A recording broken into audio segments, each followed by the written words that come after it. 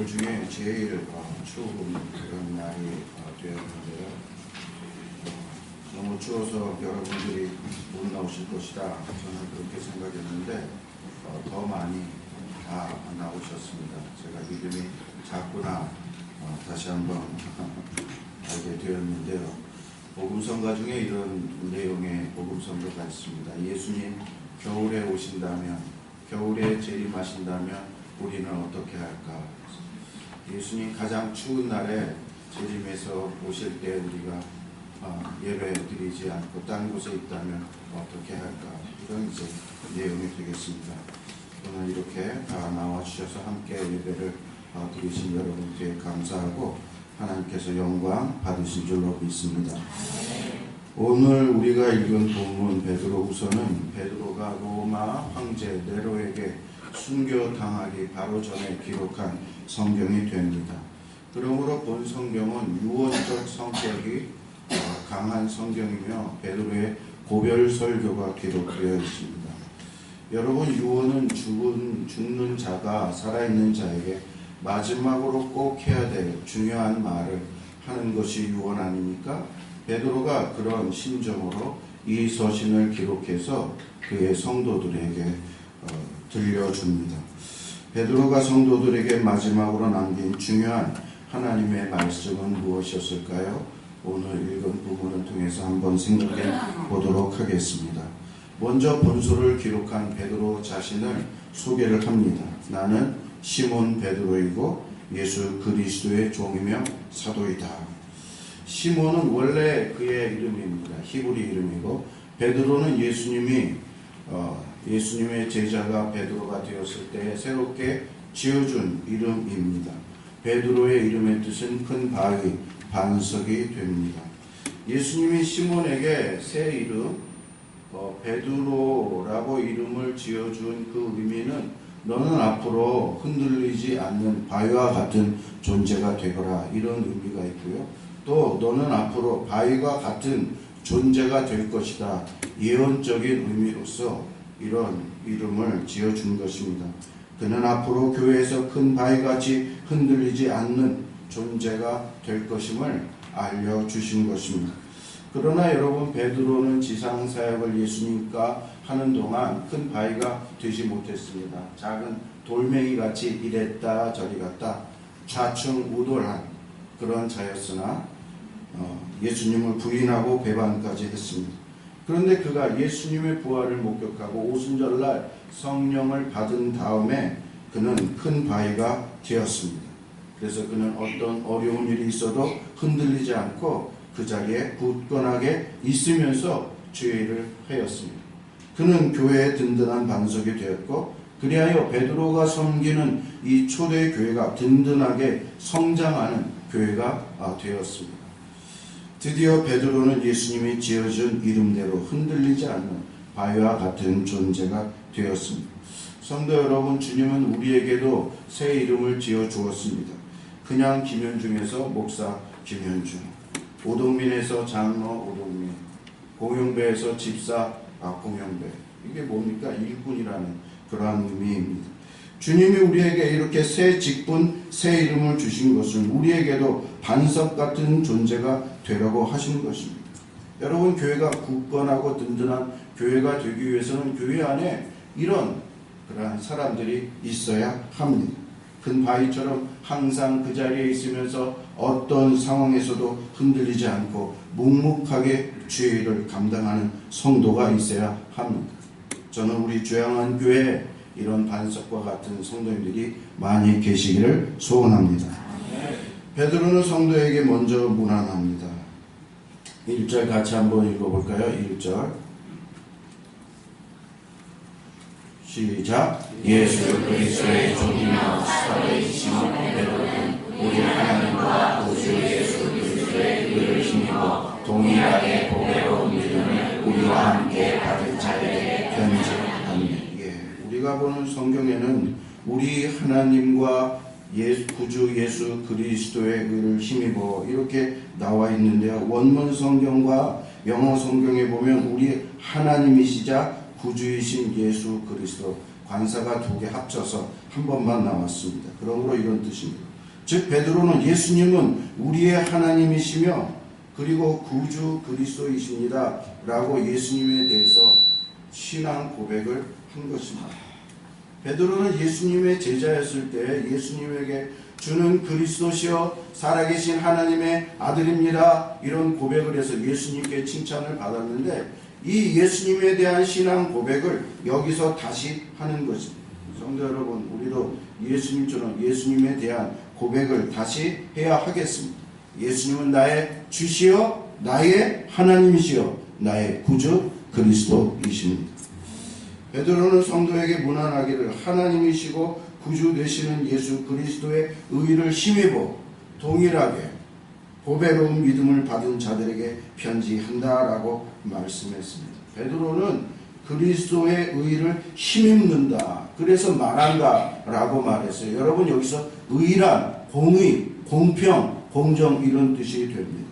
즉 예수님은 공의하시고 공정하시고 공평하신 분이기 때문에 사도들에게 주시는 믿음이나 성도들에게 주는 믿음이나 동일하게 보배로운 믿음을 주신다라는 거예요. 예수님은 누구에게나 보배로운 믿음을 주시지 누구는 차별해서 값싼 믿음을 주시는 그런 분이 아니란 말씀입니다.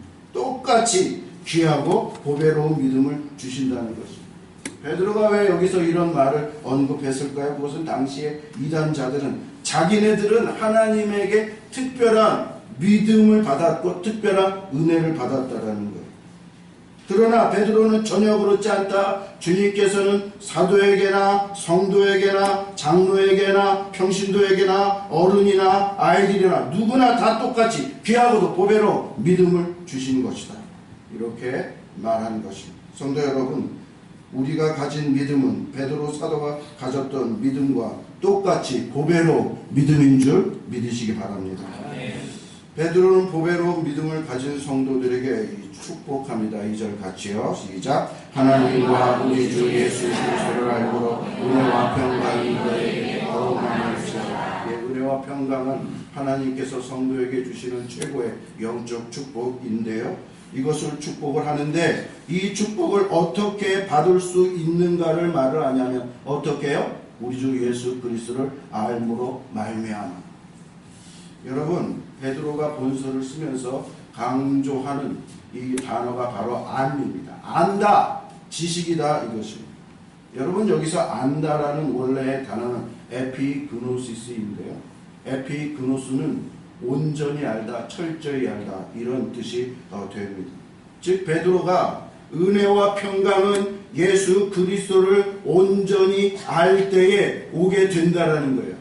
예수 그리스도가 누구인지 알면 알수록 은혜와 평강을 누릴 수 있고 예수 그리스도를 아는 것만큼 은혜와 평강을 누릴 수 있게 된다 이 말씀을 한 것입니다. 에피그노시스는 지식적으로만 아는 것이 아니라 사귐으로써 믿고 사귀고 같이 삶으로써 알게 되는 깊은 지식을 말하는 것입니다. 여러분들이 배우자와 같이 살면서 배우자에 대해서 깊이 알게 되지 않았습니까? 바로 그런 알을 말하는 것입니다. 이건 베드로의 경험담이기도 한 것입니다. 베드로는 예수님과 사귀면서 예수님과 동행하면서 예수님과 동거하면서 예수님을 깊게 알게 되었어요. 어느 날 예수님과 변화산에 올라갔더니 변화산에서 그 모습이 변하고 하늘에서 하나님의 음성이 이는 내 사랑하는 아들이요 내 기뻐하는 자로다 이런 것까지 경험함으로 말미암아 그가 예수님이 누구인지 깊게 알게 되었다. 오늘 읽은 본문 이후 1장 12절 이후에 그의 감정이 나와 있습니다. 성도 여러분, 그러므로 우리도 예수님을 깊이 알아 주님이 약속하신 은혜와 평강을 누릴 수 있기를 바랍니다. 베드로는 성도들에게 인사를 하고 이제 본격적으로 말씀을 설교를 그들에게 하게 되는데요. 베드로가 전하는 설교의 그 제목은 주제는 신앙 성숙에 관한 것입니다. 어떻게 하여 신앙 성숙을 이룰 수 있을 것인가 이 제목으로 전하게 되는데 이런 설교를 베드로가 하게 된 이유는 당시에요. 이 교회에 이단자들이 침투해 들어와 가지고 이단자들이 성도를 미혹하고 유혹해 하는 것입니다. 그래서 성도들이 내가 지금 신앙생활 잘하고 있나, 이 교회에서 신앙생활 잘하고 있는가, 이런 의심과 회의를 하는 중에 있었어요. 또 외부적으로는 로마 정부가 그리스도인이라고 박해를 해가지고 신앙생활을 하기 어려운 그런 때에 있었습니다. 이런 열악한 환경 가운데 있었을 때에 이 성도들이, 이단자들이 유혹을 해도 넘어가지 않고 로마 정부가 박해를 하더라도 흔들리지 않고 굳건하게 신앙생활을 해 나갈 수 있게 하는 방법은 그들의 신앙을 영적으로 성숙시키고 신앙을 성장시킬 때에 이것을 감당할 수 있다. 이렇게 베드로는 생각해서 신앙 성숙에 관한 주제로 설교를 그는 하게 되는 것입니다.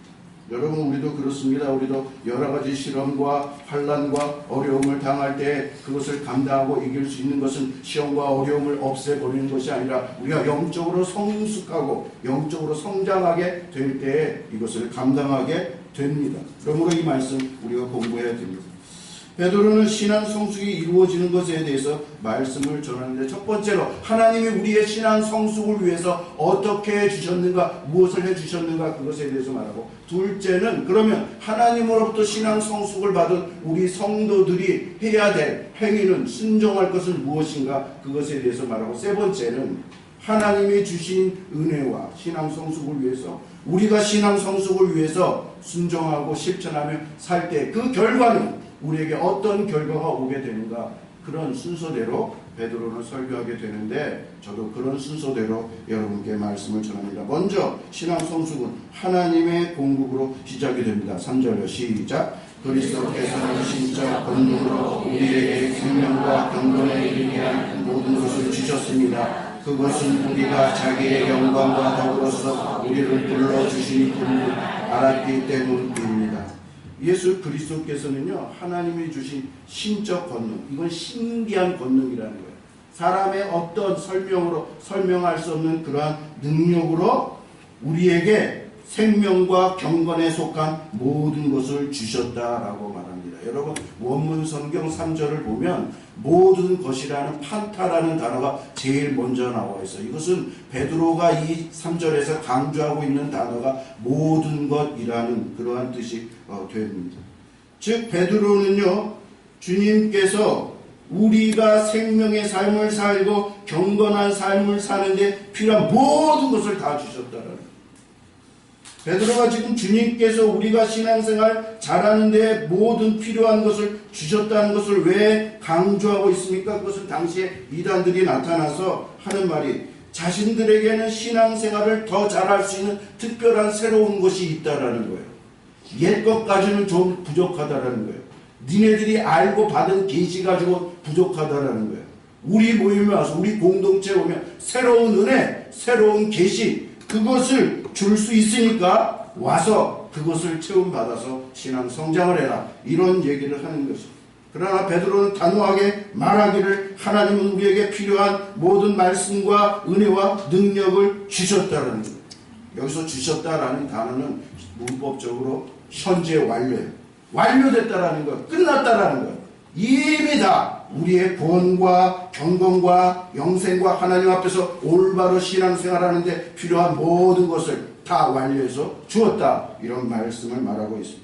그러므로 성도 여러분, 여러분이 혹시 다른 데 가면 하나님의 특별한 은혜가 있지 않을까, 이런 호기심을 가지고 다른 데 가서 기웃거리지 마시고, 하나님께서 여러분에게 이미 있는 자리에 하나님의 은혜와 말씀과 능력을 다 주셨다는 것을 깨닫고 그것을 사용하시고 그것을 누리셔서 신앙생활을 잘할 수 있기를 바랍니다. 베드로는 하나님이 우리 성도들에게 주신다고 약속한 것이 더 있다라고 말합니다. 무엇을 더 주신다고 약속했을까요? 4절 같이요. 시작. 우리에게 주사 이 약속으로 말미암아 너희가 정욕 때문에 세상에서 썩어질 것을 피하여 신성한 성품에 참여하는 자 되게 하려 하셨느니라. 예, 좀 사전 말씀이 어렵게 기록되어 있는데요, 이런 말씀입니다.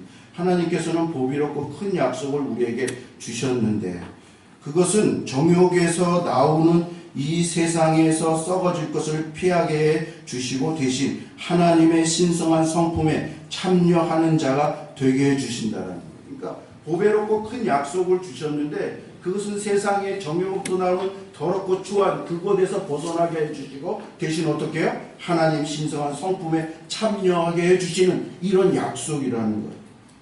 여기서 하나님 신성한 성품에 참여하게 된다는 것은 하나님 성품을 닮아간다는 거예요. 하나님 성품을 닮아간다는 것은 하나님의 영광과 하나님의 덕으로 가득한 성품이 된다는 거예요. 여러분, 우리 성품이 이렇게 된다는 거예요. 여러분, 예수 믿기 전에 죄인 가운데 우리는 누구의 자식이었어요? 사단의 자식이었어요. 사단을 닮을 수밖에 없었어요. 그러나 맨날 죄를 집니다. 그러나 예수 믿고 예수님 영접한 다음에는 우리가 하나님의 은혜를 받아 하나님의 성품으로 닮아가서 변화될 수 있는 그러한 보배로 약속을 받아서 그러한 은혜가 진행이 되는 바로 우리가 된 것이다. 이렇게 말하고 있습니다. 여러분, 하나님께서 하나님의 은총과 사역으로 말미암아 우리를 하나님의 성품으로 닮아가는 자가 되게 만들어 주신다고 하니 이 얼마나 보배롭고 놀라운 약속입니까? 우리를 하나님의 영광과 덕으로 가득한 성품으로 만들어 주어서 정욕에서 썩어질 그러한 것에서 피하게 만들어 주신다고 하니 이 얼마나 놀랍고 감사한 약속입니다.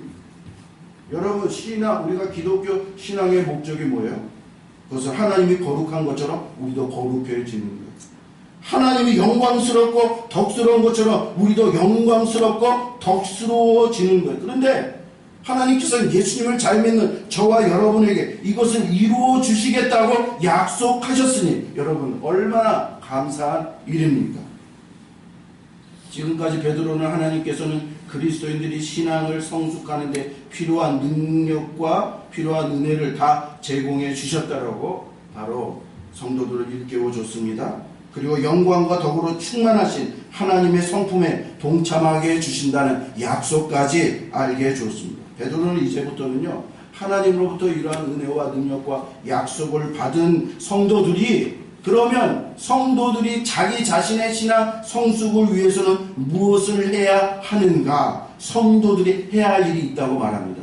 무엇일까요? 5절부터 7절입니다. 같이 시작. 그러므로 너희가 더 힘써 너희 믿음의 덕의 지식을 지식의 절제의 인내를 인내의 경건의 형제의 의뢰의 사랑을 하라. 예.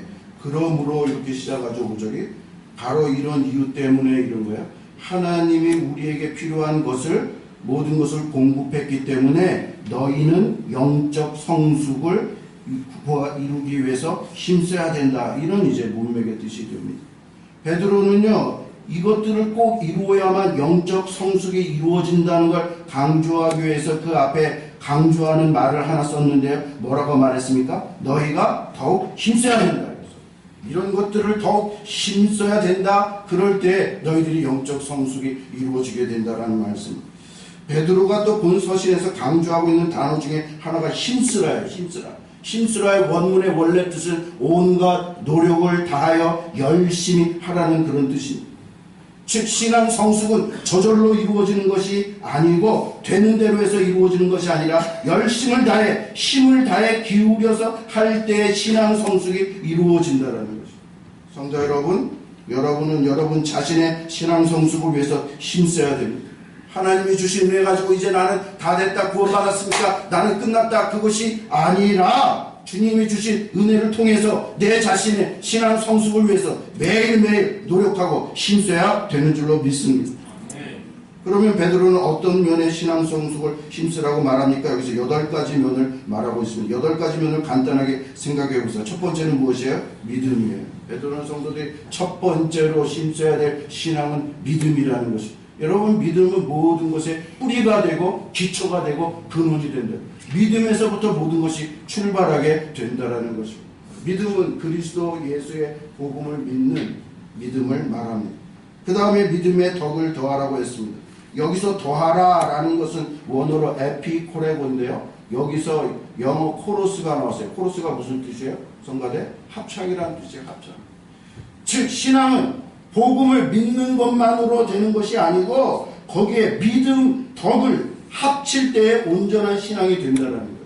무조건 믿습니다라고 하면 안 된다는 거예요. 그 믿음에 반드시 덕이 있어야만 된다는 거예요. 믿음과 덕이 합쳐질 때에 믿음과 덕이 조화할 때 그것이 온전한 신앙이 된다는 것입니다.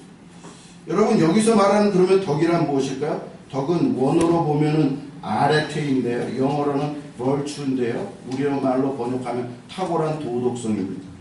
그리스도인들은 예수를 믿는 그리스도인들은 세상 사람들보다 탁월한 도덕성이 있어야 된다는 겁니다. 베드로가 참된 신앙이란 예수를 믿는 것뿐만 아니라 탁월한 도덕성이 있어야 된다고 강조한 이유는 당시에 이단들이 예수 믿는다고 하면서 이방 사람들보다 더 무례하고 부도덕했기 때문입니다. 겉으로는 주여 주여 하면서도 삶의 내용은 엉망이었습니다. 2장에 보면요, 이단들의 삶이 얼마나 엉망진창이었는가 거기에 나왔습니다. 거짓말하고 술 취하고 방탕하고 베드로는 그런 믿음이 아니라고 말합니다. 성도 여러분, 예수를 믿는 믿음이 있다고 한다면 그에 따른 바른 삶이 있어야지, 바른 삶이 없으면 믿음이 아니다. 베드로가 이거 얘기를 하는 거예요. 삶이 엉망이라면 베드로 말에 따르면 그들은 이단이라는 거예요. 이단이라. 성도 여러분, 여러분에게 믿음이 있습니까? 여러분에게 덕이 있습니까? 여러분에게 도덕적 탁월성이 있습니까? 그것이 있어야만 참된 신앙입니다. 요즘 기독교가 왜 개독교라고 욕을 먹고 있습니까? 그것은 기독교가 너무 부도덕하고 그리고 무리하기 때문에 그렇습니다. 여러분 교회사를 보면 교회의 부흥은 도덕성의 부흥이었습니다. 성도들이 도덕적으로 부흥했을 때 교회가 부흥했던 거예요. 성도 여러분, 저는 우리 교회는 도덕성이 탁월한 교회가 되기를 바라고 여러분 성도 한 분 한 분이 도덕이 성숙한 성도가 되기를 바라요. 그럴 때 우리 교회가 부흥하는 교회가 되게 되는 것입니다. 믿음의 덕을 더하라고 했습니다. 그 다음에 덕의 지식을 더하라고 했습니다. 베드로는요, 믿음의 도덕성만 있으면 안 되고 거기에 지식이 있어야 된다고 합니다. 여러분, 하나님은 지혜와 지식의 하나님으로서 모든 진리를 내시고 아시는 분입니다. 따라서 하나님께서는 그분의 형상으로 만든 우리에게도 지혜와 지식을 갖기를 원하십니다. 사람과 짐승의 다른 점이 무엇입니까? 사람은 지식을 가지고 살 수 있고 만약에 사람에게 지식이 없다면 동물과 별 다를 바가 없는 것입니다. 하나님께서 에덴 동산의 첫 인간 아담에게 지식을 충만히 주사 이 아담이 그 지식으로 모든 동물과 모든 식물과 모든 피조세계를 잘 다스리는 그러한 자가 되었던 것입니다. 여러분, 덕이 많은 사람일지라도 지식이 없으면 어리석게 행동합니다. 어처구니 없이 행동합니다. 그러므로 덕에는 반드시 지식이 있어야 됩니다. 제가 미국에서 목회할 때 우리 교회 성도님 중에 권사님이 있는데 얼마나 착한지 몰라요. 남편과 자식을 위해서 얼마나 사랑으로 착하게 해주는지 알고. 그런데요, 지식이 하나도 없는, 모든 지식이 하나도 없는, 애들이 어떻게 살아야 할지, 학교 가서 공부를 어떻게 할지, 결혼을 어떻게 할지, 누구랑 결혼을 어떻게 할지 하나도 안 가르쳐줬어요. 못 가르쳐줬어요. 그러므로 아이들이 학교 가서 전부 다 헤매버려요. 결혼을 전부 다 잘못했어요. 다 이혼해버렸어요. 난 그걸 보고서 믿음만이 다 아니구나, 사랑만이 다 아니구나. 지식이 있지 아니하면 이 가정은 자녀들을 온전히 양육할 수 없구나. 그것을 깨닫게 되었습니다. 여러분, 우리나라 교인들 중에는 믿음과 덕만 있으면 되었지 지식이 구원과는 무슨 상관이 있느냐 하면서 지식을 무시하는 성도들이 많이 있습니다. 그러나 여러분, 기독교의 구원은 무지로부터의 구원도 포함되어 있다는 것을 아셔야 됩니다. 루터나 칼빈이 외쳤던 종교개혁 구호 중에 하나가 경건과 학문이었어요. 믿음과 지식이었어요. 루터와 칼빈이 종교개혁을 이룰 수 있었던 것은 믿음만 가지고서가 아니고 지식이 있었기 때문입니다. 둘 다 공부를 얼마나 많이 하는지 아세요? 얼마나 세상 지식이 많은지 아셨어요? 그래서 그들은 그것 가지고 교회를 개혁하고 종교를 개혁했어요. 성도 여러분, 여러분에게 믿음이 있습니까? 도덕이 있습니까? 그것에 지식을 더하시기 바랍니다. 다음으로 지식의 절제를 더하라고 했습니다. 절제는 자제하는 힘과 자제하는 행동을 말합니다. 여러분, 절제 없는 지식은 매우 위험합니다. 절제 없는 지식은 자신과 다른 사람을 이롭게 하는 것이 아니라 오히려 해롭게 할 수 있습니다. 왜 이것을 베드로가 말했을까요? 당시의 이단자들은요, 자신들이 새로운 지식을 깨달았다는 거예요. 새로운 지식의 비밀을 알았다는 거예요. 그것을 마구 남발하면서 니네 모르지? 나는 알아. 니네 왜 이런 건 몰라? 하면서 상처를 주고 함부로 판단을 하는 것입니다. 그런 지식 중에 하나가 구원받았으면 무슨 짓을 하여도 괜찮다는 교리를 주장하면서 무절제한 행동이었어요. 요즘 구원파처럼요. 음식 먹는 일에 절제하지 않았어요. 성적인 일에 절제하지 않았어요. 술 먹는 일에 절제하지 않았어요. 사람들과 교제하는 일에 절제하지 못했어요. 허구한 날 사람들과 마시고 먹고 놀았습니다. 성도 여러분, 지식 없는 덕은 문제지만 절제 없는 지식은 더 큰 문제입니다. 성도 여러분, 지식에 절제를 더하시기 바랍니다. 다음으로는 절제에 인내를 더하라고 합니다. 절제를 하되 잠깐 동안만 절제하면 절제 효과가 없다는 거예요. 절제를 하되 어떻게 해요? 인내 있게 꾸준하게 해야만 된다라는 거예요. 제가 요즘 이제 음식 먹는 일에 절제하고 있습니다. 다이어트 하고 있습니다. 다이어트 잠깐만 하면 효과가 없어요. 꾸준히 지속적으로 해야만 그 효과가 나타나는 줄 저는 압니다. 다음으로는 인내의 경건을 더하였습니다. 지금까지 말한 신앙의 덕목들은요, 믿음, 덕, 지식, 절제, 인내, 이것은 개인적인 거예요. 주관적인 거예요. 자기 안에서 자기를 위해서 스스로 이루어야 되는 거예요. 근데 이제부터 나오는 덕목인 경건이나 형제 우애나 사랑은 관계적인 거예요. 이웃과의 관계, 하나님과의 관계에서 어떻게 해야 되는가를 말을 합니다. 경건은 우리를 통해서 하나님의 거룩하심과 하나님의 성품을 나타내는 것입니다. 그래서 바울은 뭐라고 말했어요? 경건을 연습하라. 경건은 육체의 연습은 약간의 유익이 있지만 경건의 연습은 범사의 유익이 있고 이 세상뿐만 아니라 다음 세상까지도 유익이 있으니 경건을 연습해라 이렇게 말합니다. 그러므로 여러분 우리 경건을 예배를 통해서 소그룹을 통해서 개인적인 경건의 시간을 통해서 경건을 훈련을 해야 됩니다. 성도 여러분, 우리는 인내할 뿐만 아니라 우리의 모든 생활 가운데서 하나님을 나타내는 경건한 삶을 살아야 합니다. 다음으로 경건은 형제 우애를 더하라고 합니다. 그리스도는 하나님과의 관계에서 바른 관계를 가지고 하나님에 대한 경건한 삶을 살 뿐만 아니라 반드시 동료들에게도 정당한 태도를 가져야 됩니다. 형제 우애는 문자 그대로 다른 사람들을 형제 같은 사랑으로 여기라는 거예요. 형제 우애는 어떻게 한 부모에서 피를 나는 그 형제들을 느끼는 사랑이 형제 우애인데 그리스도인은 한 아버지, 한 주이신 예수 그리스도를 모시는 형제들입니다. 그러므로 예수님을 모를 때에는 우리가 서로 모르는 척하고 지낼 수 있지만 한 아버지를 믿고 한 구주를 믿는 우리들이 되었다면 그리스도 안에 있는 이 사람들은 다 주께서 나에게 주신 형제여 자매여 가족이라는 것을 깨닫고 형제 우애를 나눠야 된다는 말씀입니다. 하나님을 내가 믿는다면 저 사람도 하나님을 믿고 같은 하나님 아버지를 믿으니 같은 자녀가 되니 경건이 있는 사람은 반드시 형제 우애로 나타나야 된다라고 말씀하고 있습니다. 다음에 요한일서 말씀이 이 말씀을 하고 있는데 같이 봅시다. 시작. 누구든지 하나님을 사랑하노라 하고 그의 형제를 미워하며 이는 거짓말하는 자니 보는 바 그 형제를 사랑하지 않는 자는 보지 못하는 하나님을 사랑할 수 없느니라. 우리가 이 경영을 주께 받았나니 하나님을 사랑하는 자는 또한 그 형제를 사랑할지. 저희 교회는 감사하기를 우리 교회 안에 계신 분들이 정말 가족의식, 형제의식을 가지면서 성도의 교제를 나누고 있구나. 저는 그것을 느껴보게 됩니다. 마지막으로 여러분, 형제 우애의 사랑을 더하라고 했습니다. 여러분, 신앙의 덕목의 시작을 무엇으로 시작했습니까? 믿음으로 시작했어요. 신앙의 덕목을 무엇으로 맞추고 있습니까? 사랑으로 맞추고 있어요. 이거 무슨 의미예요? 모든 신앙의 행위와 이 덕목들을 사랑으로 해야 된다는 거예요. 여기서 말하는 사랑은 아가페 사랑. 아까 형제 우애 사랑은 원어가 필라델피아인데 주고받는 사랑을 얘기를 하는 거예요. 여기서의 사랑은 아가페 사랑이에요. 조건 없는 사랑이에요. 무조건적인 사랑이에요. 그럼에도 불구하고의 사랑이에요. 이 아가페 사랑이 모든 신앙의 덕목의 최고봉이고 바울은 성령의 열매 중에 최고의 열매라고 말했어요. 믿음, 소망, 사랑 이 세 가지는 항상 있을 것인데 그 중에 제일은 사랑이에요. 여러분, 하나님이 이 사랑으로 우리를 사랑했습니다. 우리가 이 사랑을 받았으니 우리도 이 사랑으로 사랑해야 한다라고 말씀하고 있는 것이죠. 베드로가 지금까지 우리의 신앙의 성숙을 위해서 우리가 열심을 내야 될 신앙 덕목들을 말했습니다.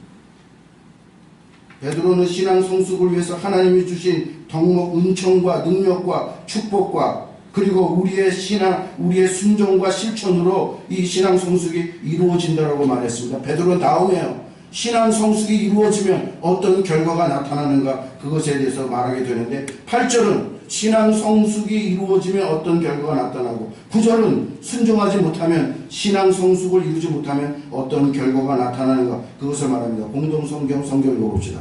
다음 8절 9절 시작. 여러분이 이런 것들을 풍성하게 갖추면 여러분은 부지런히 우리 주 예수 그리스도를 알려고 할 것이며 마침내는 그를 잘하게 될 것입니다. 그러나 이런 것들을 갖추지 못한 사람은 안 못 보는 장님이며 과거에 지은 죄가 깨끗해졌다는 것을 잃어버린 사람입니다. 이런 것들을 갖추면 신앙의 덕목을 갖추면 더욱더 예수님을 알고자 하는 마음이 생기고 그래서 결국은 예수님을 더 잘 알게 된다라는 거예요. 하나님의 덕목, 하나님의 성품이 이런 것을 가지면 자꾸 생기는 마음이 예수님을 닮고 싶다, 예수님 더 알고 싶다 이런 욕망이 생기고 그래서 예수님을 더 알려고 노력하다 더 예수님 많이 알게 돼서 예수님 닮는 사람이 된다는 것입니다.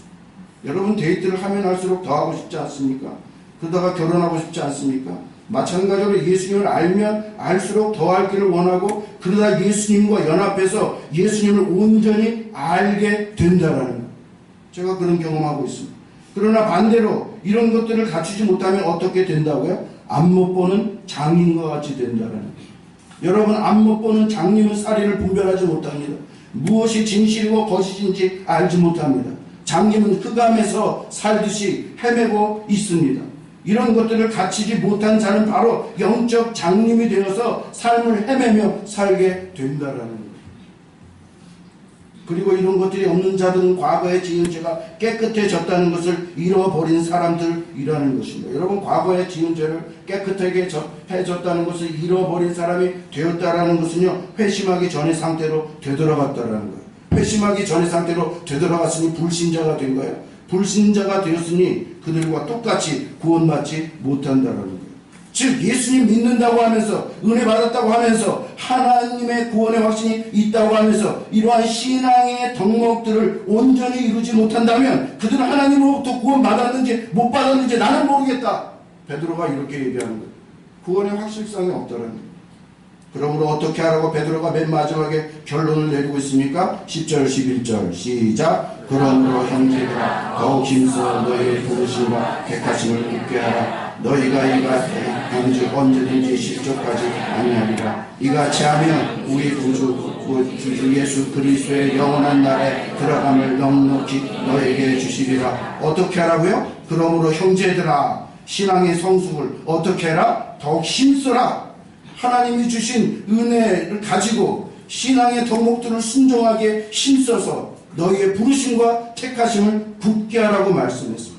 이 말씀을 하나님이 우리를 불러주셨는데 우리를 불러주시고 구원해 주셨다는 것을 스스로 확증할 수 있는 그 방법이 있다는 거예요. 어떤 방법이에요? 위에서 말한 신앙의 덕목들을 힘써 이루는 것을 통해서 알 수 있다는 거예요. 이것을 잘 이루고 그것을 잘 나타내면 그런 사람은 확실히 구원받은 자가 자라라고 말할 수 있다는 것입니다. 여러분 베드로가 왜 이런 말을 강조하고 있습니까? 당시의 거짓 교사들의 말에 속아 구원의 확신만 가지고 있으면 행위와는 관계가 없이 마음대로 살아도 된다는 생각을 해서 자기 만족과 정욕에 빠져있는 성도들을 깨우치기 위해서 그렇습니다. 베드로는 여러분이 정말로 주님께 속해 있다면 여러분의 삶을 통해서 이것들을 증명해야 됩니다 라고 말하는 거예요. 여러분들의 신앙의 덕목들이 믿음과 덕과 지식과 절제와 인내와 경건과 형제교와 사랑을 개발하고 실천하지 않는다면 여러분은 주님께 속하지 않는 사람일지 모릅니다라고 말합니다. 그러나 만약에 여러분들이 신앙의 열매를 맺고 신앙의 성숙을 이루면 여러분은 하나님께서 여러분을 우리 주 예수 그리스도의 영원한 날에 넉넉하게 들어가게 해주십니다. 하나님이 주신 은혜, 하나님이 주신 능력, 하나님이 우리에게 주신 모든 경건과 생명의 삶 그것을 받았다는 걸 깨닫고 그것으로 열심히 순종하고 그것으로 나타나는 삶을 살게 될 때에 바로 신앙이 성숙하고 영적으로 성장해서 그러한 사람에게 하나님이 주신 은혜는 우리 구주 예수 그리스도가 다스리는 나라, 영원한 나라, 하나님 나라에 넉넉하게 들어가게 해주신다. 이렇게 말씀하고 있는 것입니다. 그러므로 성도 여러분, 우리 모두 다 신앙의 성숙을 이루어야 될 줄로 믿습니다. 하나님께서 능력, 하나님께서 달란트, 구원의 달란트 다 주셨어요. 성숙이나 다 주셨어요. 그것을 가지고 우리가 순종하고 실천하고 그대로 살 때에 풍성한 열매가 나타나며 그것을 통해서 하나님 나라에 넉넉히 들어가는 증거가 되어서 하나님 나라에 들어가 영원한 나라에 영원한 삶을 살게 되는 저와 여러분이 되게 되는 줄로 믿으시기 바랍니다.